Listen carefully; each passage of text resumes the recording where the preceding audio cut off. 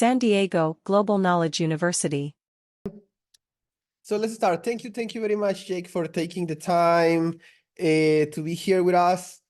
It's a pleasure. It's a pleasure to see you. It's a pleasure to have you back. And a lot of the current students are pretty interested in knowing your story. So let's start with that. You want to introduce yourself? Yeah. Well, thank you for having me. It's definitely nice to see you guys again. So my name is Jake, and I graduated from San Diego Global Knowledge University back in, I think, like March of 2022. So I've been out for about 2 years now. I was working in human resources before I went to the coding bootcamp. And then I made a transition in my career into the tech side. And then about a year after that, I transitioned back into HR, but still at a tech company, the same company that I was hired at as a junior developer. So today I'll be able to talk to you about, kind of like what my experience was like getting a job, sort of like trying to enter that tech market. And then also because I'm now a recruiter for developers, I can definitely tell you, I think I have a lot of the inside scoop of like what hiring teams are looking for, what HR teams are looking for. And I also work for a company that requires employees to have security clearances. So I'm happy to talk about that as well if you guys have any questions. Perfect. Thank you. So let's start with your time during the course. You remember if you did anything extra other than being in classes and being awesome as you did? Did you practice more? You research? What was your process during classes? Yeah. During classes, actually, something that I benefited from was I had a friend that was in a cohort ahead of me. But I actually had a little bit of experience in software.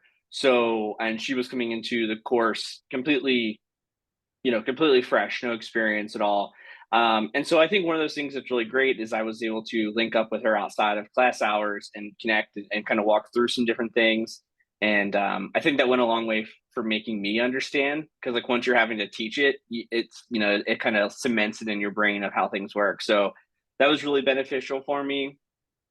And when I got to the capstone project, my partner and I, we went hard. Like we were like working all the time on it. It was something that we just both found to be really interesting and fun to do. So we were spending a lot of time outside of class working on that together. But it was definitely a lot of fun. Yeah, that's great. And usually that practice is what as you said cements your knowledge, right? It cements the content that we cover during classes. Yeah. So you completed the course, you spent a lot of time on your project, on your capstone. After that, what happened? How you prepare to find a job? How was the interview process? Yeah. So I think I got pretty lucky. I think at least before, like when I was going through it, I heard stories just online. You read things on Reddit and things like that of, oh, I applied for hundreds of jobs. I got really lucky. Like I said, I graduated in May, and April 4th, I started at the company. So March and then April 4th. So it was like less than a month. I applied for probably 50 companies during that time. I was still kind of split on if I wanted to have my focus in human resources or software. So I was actually applying for both. But I had been investing a lot of time and effort into software and thought, like, I really want to try this out. I'm going to narrow my focus. And that's what I did. I went through, I had like a handful of interviews from it. They were like all so different from each other. I had most of the interview process that I went through, you would do like the personality kind of interview on face to face. And then they would send you like a portal, like a link to a portal where you had to do a coding challenge. and some of them were like 45 minutes and some were like 6 hours. It was all over the place. That I didn't enjoy, that kind of like having a 6 hour timer on your screen as you're going through. That's incredibly stressful. That's not a fun way to do it. But I also had a few that were like live coding challenges, like kind of more pseudo code, like just sort of talking through like approaches to solving problems. And then the company that I was hired into, they actually do a like a take home challenge. So I met with HR for that portion of the interview, and then they assigned me a take home challenge, which was like they gave me like 4 days, maybe, I forget, something like 3 or 4 days to go through and build out a full stack application. They gave me parameters, like the different requirements and different tech stack they wanted to see incorporated. And that was it. It was just like, have fun, figure something out. And that was a super, super cool experience. I learned about some new tools during that as well. I really enjoyed that.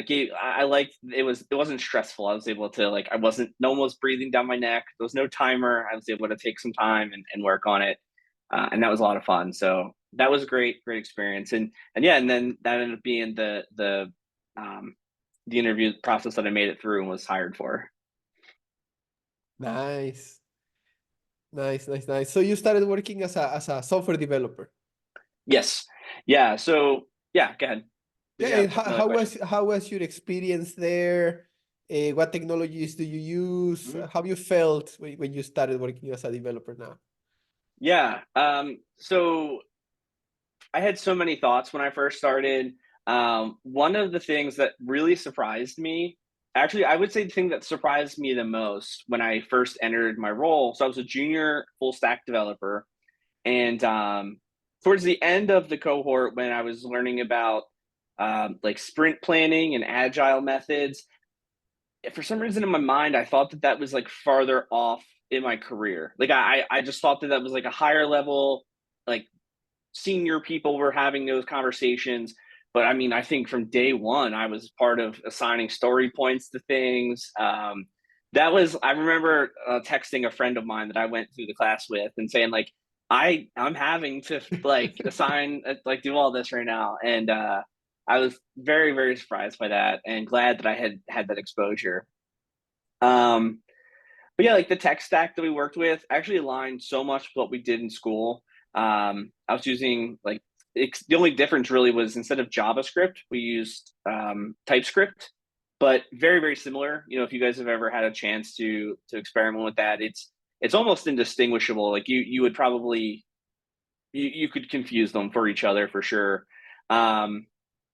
So we use TypeScript and then the MERN stack. So MongoDB, Express, React, and Node. And you felt that you like knowledge or you felt that you were ready to tackle those assignments?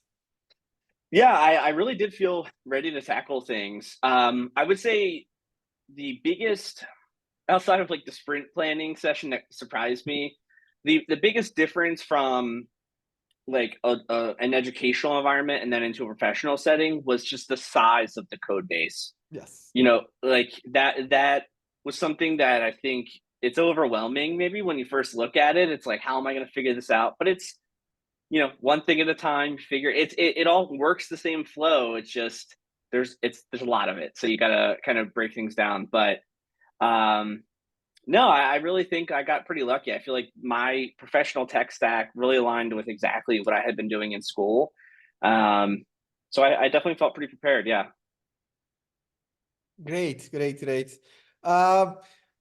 I'm not sure if it's pure luck, because here on the course we try to use the most popular and the most common technologies out there. So those are the takes that you will find most likely out there. Of course, there are openings for at every programming language and for every tech stack, but the ones that we use here are definitely the most popular out there.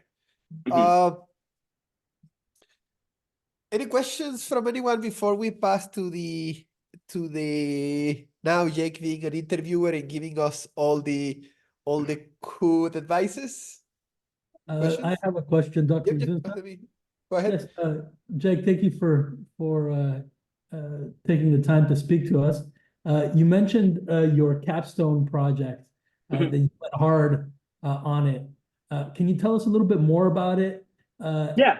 Your experience working with your teammates, and then how that project actually helped you, either land a job or get the skills you needed to be a good, entry level full stack developer. Yeah. Yeah, great questions. So the project that we did, and I'm gonna be honest with you, I don't remember the tech stack that we used to build this. This was like 2 years ago. I do forget that part, but we built out a side-scrolling platformer video game. The student that I was paired up with as my partner, we were both former Marines, so we made it like it was veteran Marine kind of themed platforming game. If you're familiar with like Marine Corps stereotypes, a big part of that is that they eat crayons, like they're crayon eaters. So like it was sort of like if you think like a Mario game, but instead of the coins, we had little crayons everywhere, like cool Marine Corps themed music and stuff. So it was something that he and I both were able to really relate to Ra. Really be able to like we were able to like just kind of dig into that and have fun with all of the humorous side of it. I think what that learned, like something I learned from that was learned how to be resourceful. We used a couple of tools that were not covered in school. For instance, I remember we used this one tool, I think it was called Tiled, and it was this really neat program that lets you lay out all of your pixels for platform levels and things like that in a video game. So it was cool to step out of the comfort zone and out of the things that we had been learning, but we still had like the base of all those things, and then just kind of being able to spread our wings and learn a few extra tools. We had a ton of fun building that out. I really enjoyed it. We had the enemies in the game. We put the face of a different instructor. It was on all the little enemies that are running around on screen and stuff like that, and that was a really fun time.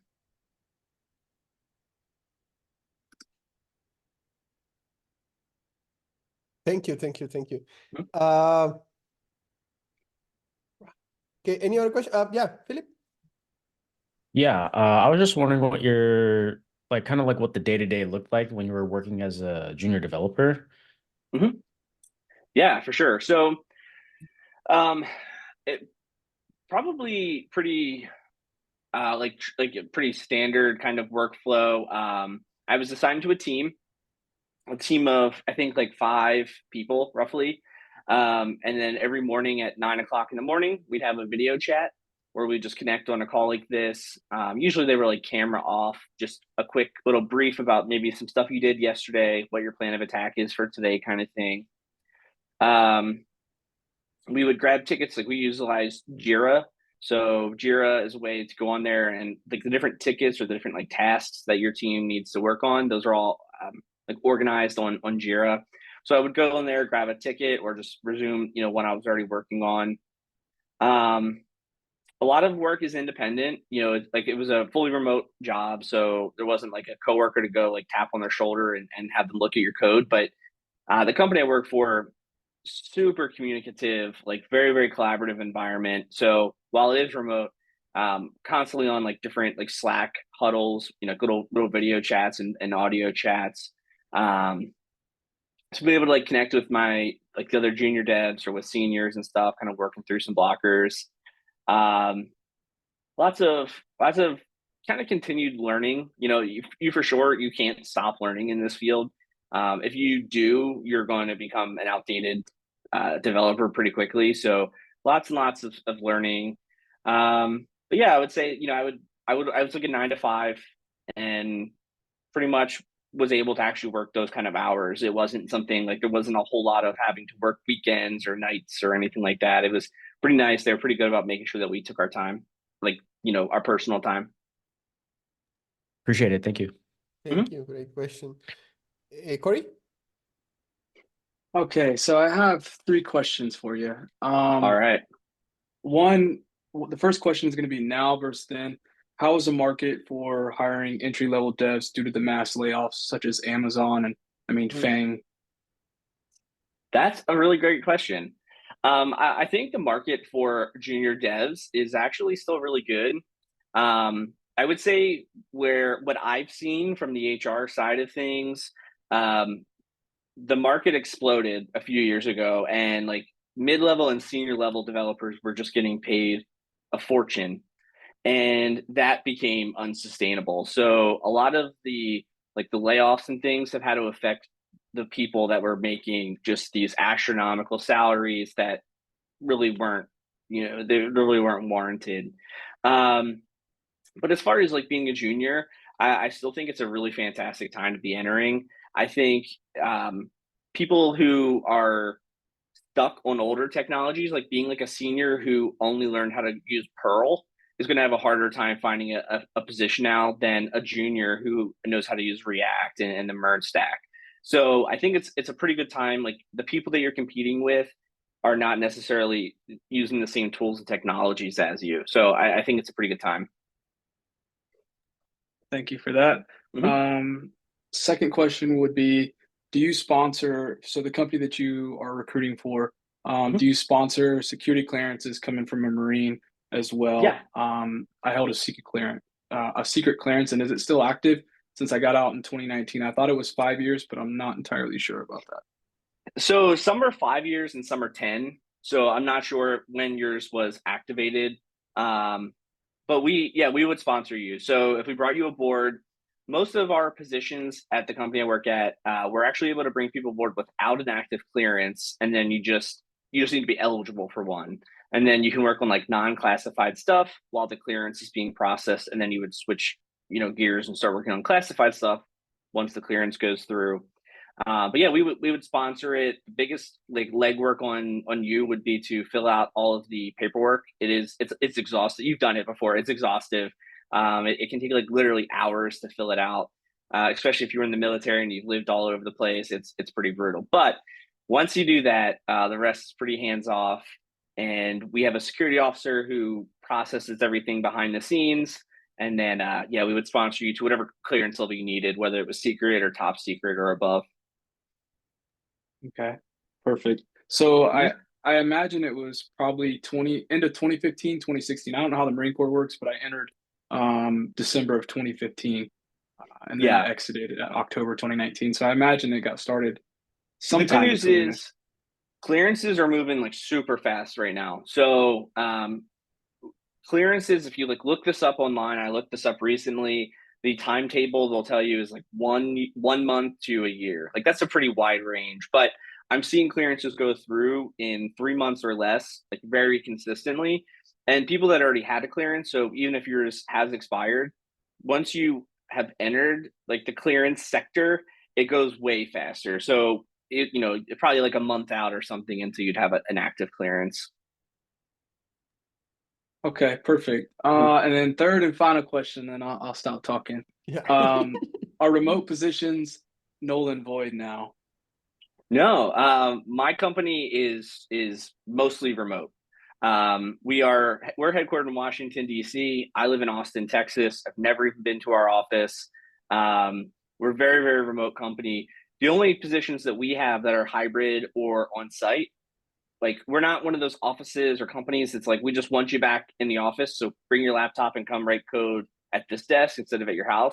If we're having people go in, it's to access equipment or servers that you just cannot access at home. Like you're on a government installation or things like that. So we have some people that have to work on site 5 days a week just due to whatever the nature of their job is. They're like the smallest group of the company. Then there's like a bigger group of people that works like hybrid in some different capacity. But like 90% of the employees here, I would say, are probably 100% remote. Okay, perfect. And I just want to say thank you for connecting with me on LinkedIn as well. Appreciate that. Yeah, of course. Cool. Thank you. Philip, you have another question? Yeah, I have a couple questions. First, so as a recruiter, what do you look for in a candidate for a junior, and are there any like specific qualifications that you guys like keep an eye on? That's my first one. Yeah, awesome. So it depends on the position. But if we're just looking at if we're talking about just a pretty standard junior full stack developer at the company, I would say the first qualification I'm looking at is to make sure that you are eligible for a clearance, because we can't bring anybody aboard that's not. We work with the government on all of our projects, and it's a hard requirement for them that you have to have clearance. So we can't onboard anybody at all that's not eligible. So that's pretty much the first thing I'm looking at. Outside of that, I'm just looking at what kind of experience you've listed, and checking out projects if I have access to those. I love when people have a portfolio listed on their resume. I'll always go and check those out. Some things I would say, like the opposite of like the green flags to see on a resume, like some of the red flags on a resume. Probably the number one thing I would suggest to everybody in here, and it's going to go against your nature because you're going to want to do it. I did it and I got caught up in it. Everyone does it, but don't list things on your resume that you can't talk about. You're going to see like these resume templates or something that have like 700 skills listed and all these different tech stacks and all these things. And you may have worked on something at one point that someone else in the group interfaced with AWS. If you don't know how to use AWS, if you don't know about it, don't list it. I see that come up a lot during technical interviews. So I don't do the technical interviews. I do like the personality side of things, but I sit in on a ton of the technical interviews as well. And I see a lot of people get caught up in that with like things like saying that they know how to use Linux or AWS or some other type of cloud service, and they can't say anything about it. They have nothing, no experience at all. That's one of those moments where like I feel like the tide shifts, during an interview, and you as the candidate feel like your credibility just went out, and as the interviewer you feel like their credibility just went out. So it kind of feels like shoveling water out of like a sinking ship, I think, at that point. I've seen that a lot. So yeah, my best recommendation would just be not to list anything that you can't talk about, like intelligently. You don't have to be an expert on all the things on there, but you should be able to talk about, what these different things are on there. Okay. And I guess my next question is there, or how come you made the switch from being a developer going back to HR? Yeah, no, that's a fantastic question. Everybody asks me that anytime I share that I was doing one and then switched. Like I said, when I finished the class, I was still kind of torn. Do I want to be a developer? Do I want to get back into HR? My master's degree is in HR. I've been working in HR for some years. When I started working at Expression, that's the company I work at, I knew from day one, like the company, like this culture is amazing. I love it here. This is where I want to stay. And so I was planning to continue just being a developer because it was a pretty small company. I didn't think there would be an HR opening, but I was like, I know I love the culture here. Like, I'm just going to stick on this career path. But I was always reaching out to HR for like, hey, can we do this? Can we find this culture thing? Can I help with this training? Whatever. About a year into my time with the company, I was having a discussion with HR, and I mentioned I would really like to get back into HR. And the woman who's now my lead, like, I had no idea, like, come work for me. So they let me do like a trial period. I was still a developer, but I was doing HR stuff for like a month or something like that to see how things were going. And I took over recruiting and just brought in a ton of really strong candidates, and that was kind of it. I made the transition. So I've been on the HR team now for about a year. Cool. Thanks for sharing that. Mm-hmm. Thank you. Daisha, you have a question? I have a few different questions actually. Hold on. Okay, give me 1 second. I was actually typing my questions as I was listening. Okay. I hope you don't mind me asking, but what does like monthly pay look like for juniors? Is that pay for juniors? Mhm. It really ranges a lot, depending on companies you're looking at, and also depends. Like, my company pays based off of your local cost of living. So the company is in Washington, D.C., but like a junior developer entering that lives in San Francisco versus a junior developer that lives in like Cincinnati, Ohio, they're going to make a very different salary. Like talking like probably like tens of thousands of dollars difference. But anyway, that's to kind of broadly answer your question. I would say I think you could expect 60 as a minimum. I feel pretty confident that pretty much across the board you're going to be able to get 60. I would say if you're getting 80 as a junior, you got really lucky. 80 seems 80 is definitely hard to do. But I would say like somewhere between that 60 and 80, I think is definitely realistic for everybody. Okay. Does your job allow for employees to work from anywhere in the world? Only from U.S. soil. So working on government projects, that's just a requirement. No matter which company you're working for, if you're working on any kind of U.S. government project, you have to be on U.S. soil. So they do phrase it that way, U.S. soil. So I don't know if you could. I assume if you went to another country and you were at like the U.S. embassy, technically that is U.S. soil. I don't know if that counts, but they don't say like you have to be within the United States. They say on U.S. soil, but pretty much the rule of thumb, what I see everybody else following is your work just needs to be done within the U.S. So if you were to, like if I were to go on vacation to Italy and wanted to spend 3 weeks there, I wouldn't be able to even get on and like answer emails, things like that. But if I were to go on that same vacation and just go to the Rocky Mountains, then I'd have that option if I wanted to get on and kind of work here and there. Okay. If I can expand that a little bit more, sorry. Usually US companies for remote developers require the developers to be in the US. Mhm. In J case, I imagine that it's even a more restriction for the security reasons. Other companies have rules, like you can be 2, maybe 3, up to 4 weeks working outside the country during 1 year period. But most of the time should be spent in the US, unless you find a job in another country other than the US. Usually other countries allow you to work anywhere in the world, including the US. So US companies are more those are strict on the those.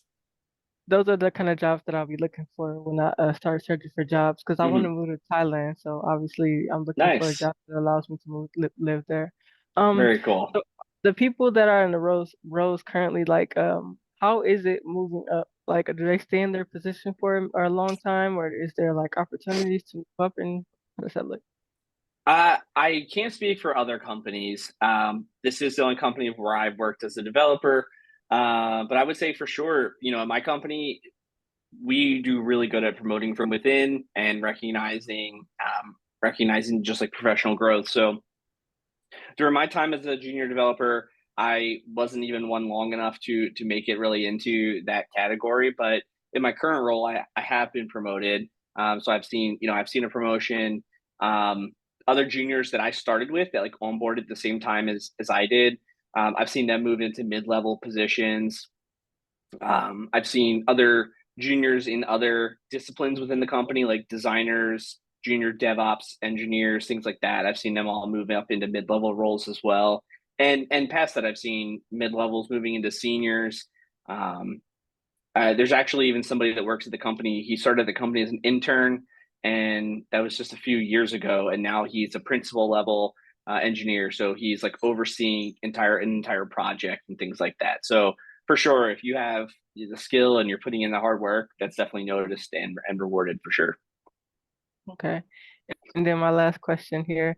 I know earlier Mhm. you said that if you don't have a certain skill list, don't list it on your resume. But on the other hand, you're working for like the government or whatever. Mhm. So when you fill out your resume, like list every single job. I know at some point when you do get your clearance, it's like super thorough, because I had a security clearance. Like Mhm. when I got to the military, I still have my security clearance. So do I list every single job that I've ever had when I on my resume when I Oh, apply? um, that's a debatable question. Honestly, I think you could probably ask 100 recruiters and get 100 different answers.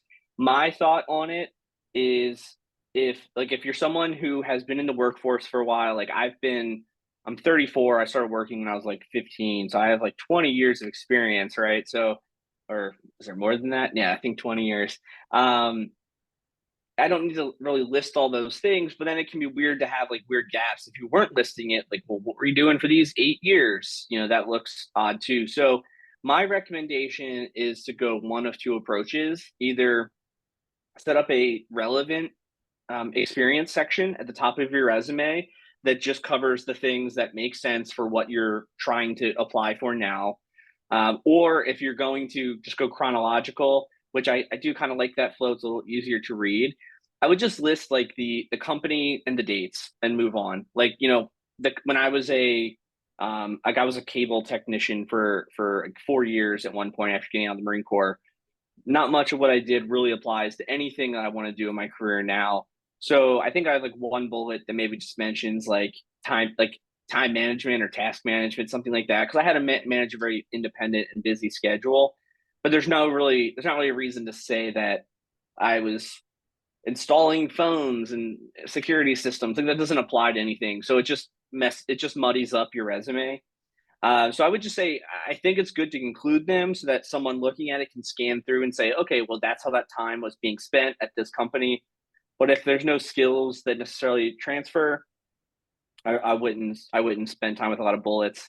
I mean, I look at resumes almost for a living. You know, like I look at hundreds of resumes a day sometimes, and I would say most people are probably in like that 1 to 4 pages, 1 to 3 page kind of resumes. But occasionally, and I see them like 45 pages, 50 pages. I'm not going to read 50 pages, right? That's just, it's unrealistic. No one's going to read a 50-page resume. So if you have, and I know that's a wild example, but that's realistic. But like, let's say you had 8 pages of your resume. I'm still probably going to end up like skimming things. And then what could happen is I might skim things and I might miss things that were valuable because I was busy like sifting through the stuff that didn't really matter. So I know that was like a super long-winded answer to your question, but I think tackling one of those 2 ways, either a relevant section where you put all the concise info and then list everything else in detail below, or chronological and just kind of just like a single bullet of where you were during what time period for the things that don't apply. Okay. Thank you. I have a brief, quick question. The nuts and bolts about, learning how to write a good resume and how to present yourself are very important. Definitely. Daisha's questions are super, super important. I mean, it's a basic thing that you need to get down, to make an impression. But there's some other types of skill sets that recruiters are looking for, correct? I know we do a lot of work, through Dr. Cecilia Rico, who's here on the call. We do work with, helping build, what we call soft skills, right? Yeah, definitely. Being from the military, I think you're kind of forced to work on those soft skills, and there's naturally there's a skill set there that you could take advantage of and you can highlight and would be valuable, right, to an employer. Definitely. Can you speak a little bit, about that, Jake? Yeah, for sure. I'm a very casual, like I'm a very casual recruiter. I don't get hung up on a lot of little minute details or like if for instance, if you were to show up to the interview and you're wearing a t-shirt, literally doesn't matter to me if you have a t-shirt or a tuxedo on, like things like that, just it's not going to affect your ability to be a developer, right? So those kind of things are irrelevant. But if you're just like a jerk the entire time during the interview, I've had I guess like some examples that I think would answer to your question. Like I've had people, I do all my interviews like video style, just like this. And I'll have people that have their coworker, like they're in a cubicle with coworkers around them. I've had people who are sitting in like an incredibly crowded cafe and there's people and all kinds of conversations happening in the background. And it's like, it's not that I have a problem. Like if that's how you had to connect to the internet, I get it. But at the same time, like I can't clearly communicate with you.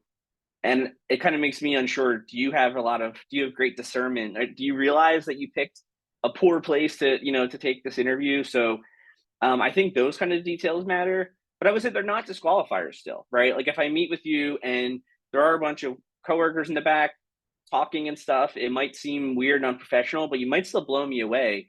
I'm not going to write you off because of your setting or something. But I think it's like when there's like a series of things, you're rude, you're late,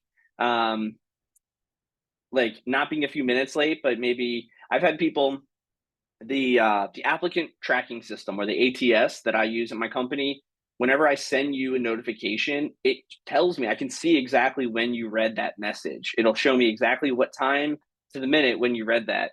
And I'll see that they've read my message confirming that they know when we're meeting, and then they missed the appointment, and the next day, like, oh, I never saw your email. And it's like, it's okay that you missed it, but now I'm annoyed because you're lying to me. You know, like, just be honest. Like, just I think just being honest, being transparent with people, like not trying to like BS your way through things. I would say, like, if you do that, you're going to be pretty good with interviews.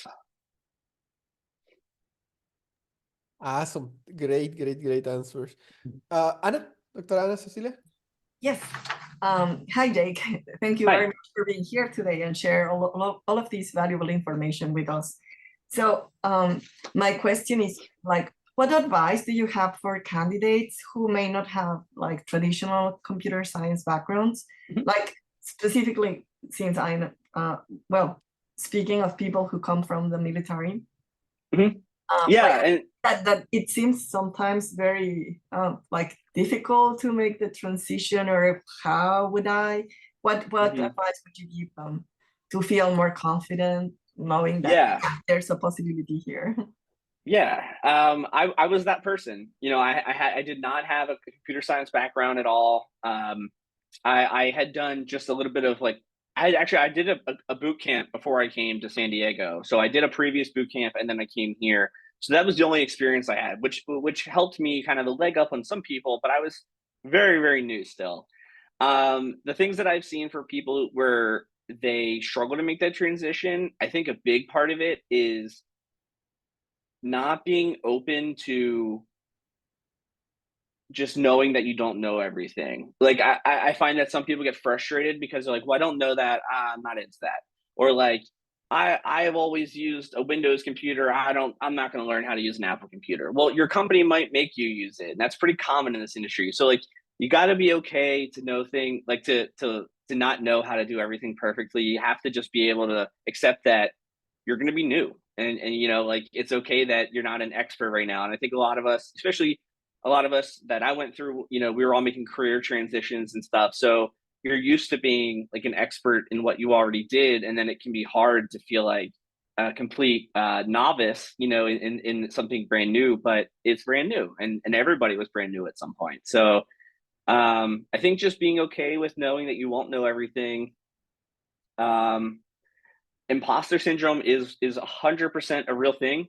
That is absolutely a real thing, and I don't think it really goes away. I think a lot of people will struggle with that forever. There's like, it's just that it's just real. I don't know how to explain it. Either I guess you'll experience it or you won't, but it's definitely a real thing. But if you do experience it, know that that's common. It's probably the norm. I would bet almost everybody is feeling that. A lot of people just, you know, they hide that. They pretend like they're not feeling it, but they are. Thank you very much. And also, can you share any like insights on the current job market trends for full stack developers? Yeah. I think the difference, like, in the job market right now compared to just a few years ago, is that the ball is just not so much in like the candidate's court as it was before. You know, I think if you were like 2 or 3 years ago, people could ask for anything they wanted, benefits, perks, salary, all these, you know, wild things, and you could get it because there was just this demand. That same demand doesn't exist. The positions are still there, but you no longer can be trying to get a junior level position and asking $150,000. That's like a common thing I see right now, not really with juniors, but with more mid and senior people, is the last time that they made a job hop, which was maybe 2 or 3 years ago, the economy was in that section where they could ask this astronomical amount, and they're having a hard time now entering the workforce again and seeing that that's no longer the case. I meet with a lot of people that are expecting salaries that are like $70,000 over like the top of our budget and things like that. And I work for a company that has really strong salaries, like always above market averages and things like that. And these people are still, you know, sometimes nearly 100. Actually, I've had people $100,000 over. So I think that some people just have some kind of inflated expectations of where the job market is today. But if you set your expectations to like a realistic amount, you know, I think like getting online, there's tons of resources on the internet to look you up, like how much a junior developer with, you know, 0 to 1 years of experience in your state, wherever you're at, is making, and finding, I think that will help to kind of navigate the job market. There's nothing really worse than like you finally get the job that you're excited for and you were like, oh, they're going to give me $100,000, and then they come at you with 60. You're going to be pretty disappointed. So I think it's a good idea to understand the market you're in. I think it's probably pretty common that a lot of companies do base their pay off of your cost of living if you're a remote employee. So keep that in mind as well. Just because the company you're applying or getting a job at is in some giant tech hub, if you're in the middle of America, you're not going to get the same salary. And something also to consider with that is a lot of times once you've accepted a position, if you decide to move from Kansas out to San Francisco, your company is not required to all of a sudden inflate your salary to San Francisco's pay, because when you got hired in, you agreed at this much. And so that's just something I see that a lot as well. I've seen people that are living in lower cost of living areas relocating, and then they're shocked when they don't get this enormous raise. But having conversations with like your HR team would be a really good idea. Yeah, I was just gonna ask the same question. Thank you If you so live much.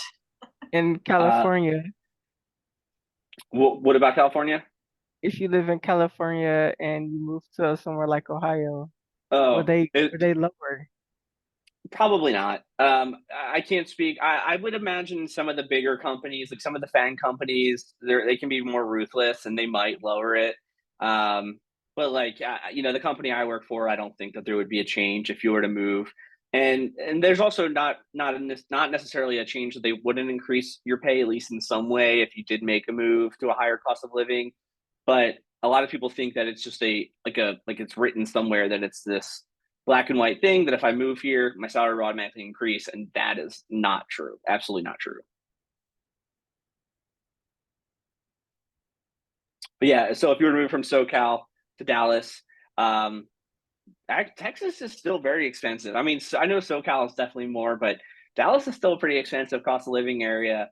But I would expect most companies probably wouldn't give you a pay cut based off of where you moved. I can't really imagine a company doing that. No, it's not common. Mm-mm. Oh, well, one more question. Yeah. For example, looking back on your journey, searching for a job, what is the one thing that you wish you would have known at that point when you started? When I started job searching, I wish that I would have. So I was a victim of listing things on my resume that I didn't necessarily have experience with. And I think what that did for me, not only was I called out on it during an interview when they asked me a question and I couldn't talk on something, but going into the interview, it leads to that imposter syndrome. Right? It amps that up, right? Because now I'm looking at my resume before I go in and I'm like, well, I hope they don't ask me about AWS. I hope they don't ask me about this. I hope they don't ask me about that. And I could have just not even listed those things, or I could have taken time to research and learn those things. So I think that like quality over quantity would have been a really good idea for me. That, and I also had not decided early on enough. And I really recommend to you guys, find like a language, a tech stack that you're really interested in, and like drill down on that. Like you really shouldn't be applying for like a job to be a C# developer and a Python developer and a Java developer. Like pick like one or two things that can overlap with a lot of the same frameworks and different tools, and focus your career search on that. I was going pretty broadly on my applications to kind of like any junior roles. But you don't need, in the real world, you don't need to be great at Python and JavaScript. Like your company's only going to use one of those most likely, right? So like find one of those and become an expert in that. So I would say like those two things. I wish I would have done those differently during the job search. Thank you so much. Thank you. We have time. Blake, let's see if we can do both Blake and Jennifer. Blake? Yeah, I was just gonna ask, when you first got your full stack job, did you have any help from like a mentor or a supervisor or anything like that? Or are you basically throwing out your own? Yeah, lots of help. Yeah, the company I work at is honestly like the culture there is just amazing. It reminds me a lot. I describe it a lot of the culture from when I was in the Marine Corps. I've just always felt like from day one that like leadership, like all levels of leadership, they seem to really care about the employees there. Like they're really into sharing knowledge, helping you plan your career path and different things you should be working towards. And so like in my day to day, at least probably 5 times a day, I was on like a chat with like my lead or maybe just one of the more senior people on my team, working through some things.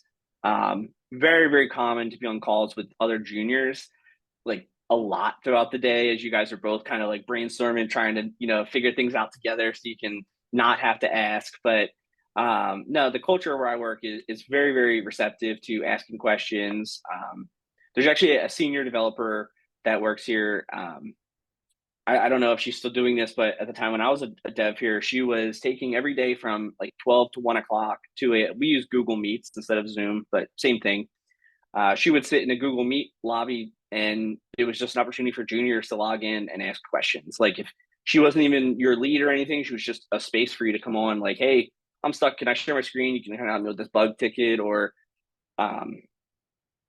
sometimes no one had any blockers, and it was just a space to like kind of get to know people and build relationships. So for sure, those opportunities definitely exist. I would say the people that I've seen that end up failing ultimately are just the people that are afraid to raise their hand, afraid to ask the questions, trying to like fake it till you make it. This isn't the right field. You gotta, if you don't understand it, you gotta ask for help, you know?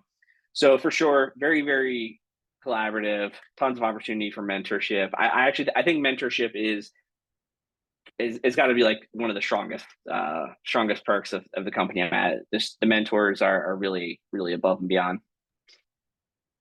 Great. Okay, thank you. I appreciate it. Thank you.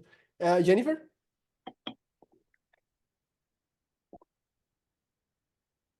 You're muted, Jennifer. Hi, Jake. Just got a quick question. Not sure if it's really relevant. Have you ever seen like junior developers kind of go into, you know, this career field and kind of move out into like the tech cybersecurity umbrella, like such as an analyst, Yeah. or kind of stick to what they know? Yeah, that's a really great question. And I think that's a really common thing, actually.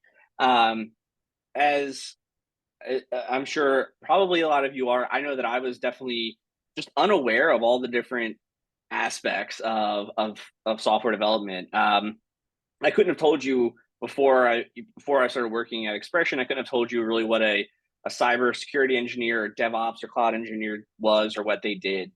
And I think that's probably pretty common. So a lot of people do come in and then they start getting interested in, oh, I kind of like what I'm hearing over there on that cloud side. Oh, I'm interested on those cloud, what they're doing, those different technologies they're getting to work with. And so like the company I work at, if you're interested in those things, like they'll let you start shadowing and mentoring from people. Definitely open to making like lateral movements. So I see that people coming in as junior developers or like junior like IT help desk employees, and then they start getting that information, start getting interested, and then we're giving them a position on the DevOps team or cybersecurity, for sure. So I think that's really common. I think it's kind of like once you're a doctor and then you kind of decide on like your specialty, right? I think that's kind of, that's what it reminds me of. Like you sort of enter as like a general practitioner, and then you start realizing like, hey, I'm really into this, I would like to make this the focus of my career. So those opportunities are like, that's very normal. It's a very normal career track to make, and those opportunities are really common. Thank you. Yeah. I think coding, as you mentioned, is like a general practitioner. It requires basic understanding of all tech, or everything related to tech, and the DevOps and the execution and IT ops and all of those processes. So it's pretty common for developers to do a lateral movement, as you mentioned, from devs to cybersecurity, from dev to data analysis to DevOps. So that's It's pretty common. Mhm. Okay. I think that will be it. Thank you very much, Jake. We really appreciate your Yeah. time. We appreciate it's nice to see you back here. Yeah. This is your house. It came back anytime that you want. Thank you. Thank you very much. Thank you, Yeah. everyone. Thank you. But I I don't did know. want to I say, don't know, Jake. Sorry, I don't know if you want to show all the positions that you have available in the company with the. yeah, I could do that as well. Actually, so what I'll do here is I'll put this. I'm going to send a message just in the chat. Here, actually, let me pull up the official link here. I'll drop a link to our job board, like where all of our openings are. Right now, we don't really have any junior positions, but we are always like positions are always changing as new opportunities come out and new contracts and things. So these could change at any point. But what I want to definitely extend to you guys is please feel free to reach out to me through LinkedIn. That's probably the best way. And like if you want me to look over your resume, whether you're even trying to apply to work where I work or somewhere else, you know, I would love to just take some time and look over your resumes, give you some feedback and things like that. I've done that for a lot of other alumni, and that's just something I enjoy doing and helping people out with. So if you want me to look over those things, if you even want to do like practice interviews, like I'm happy to do those as well. I probably won't do like coding kind of interviews with you, but like the other side of it for sure. So I'm very, very happy to give back, and those things always help me hone my skills. So, you know, if we both benefit. So please feel free to reach out if you're, you know, interested in any of that. Thank you. And one last Mhm. question before you go. So I know that this program, after this program, it's offered like the, I think, cloud program at one point and a security at one point too. I'll plan on taking one of those things. I'm not sure which one yet, but will that also get me further as opposed to like Yeah. oh, Like certifications are so valuable in this industry. Having experience in different things is so valuable. So if you work at like a giant company like a Facebook, right, you're probably going to be pretty narrow like in your lane of what you do in your day to day. Like if they hire you to be a front end developer, you're probably just going to be a front end developer touching like the same set of features all the time. But if you're working for a smaller company like I work at, there's a lot of opportunity for being able to branch out and gain experience and exposure with other parts of the software development lifecycle. So bringing, like if I'm looking at a resume and you're somebody who has some React and JavaScript experience, and you have like an AWS, like an Amazon Web Service certification or a Security Plus certification, something like that, that's really valuable. Like it means that you're going to be a puzzle piece that can kind of fit into a few different spots within the company, and no company is going to see that as a negative. Like that's certainly a good thing. I think anything with cloud right now, I would tell you, I think the cloud space is a really fantastic way to, like, if you're interested in like getting additional certifications or anything, the cloud space is going to certainly have many career opportunities in the future. So not a bad thing to be working towards. Applause for Jake. Thank you, Jake. Thank you. Jake. Thank you, Jake. guys. Thank you for your Thank time. you. We really Come back appreciate soon, it. Yeah. Jake. Thank you. All right. Thank you, guys. Have a good night. You Bye. too. San Diego Global Knowledge University, education beyond boundaries.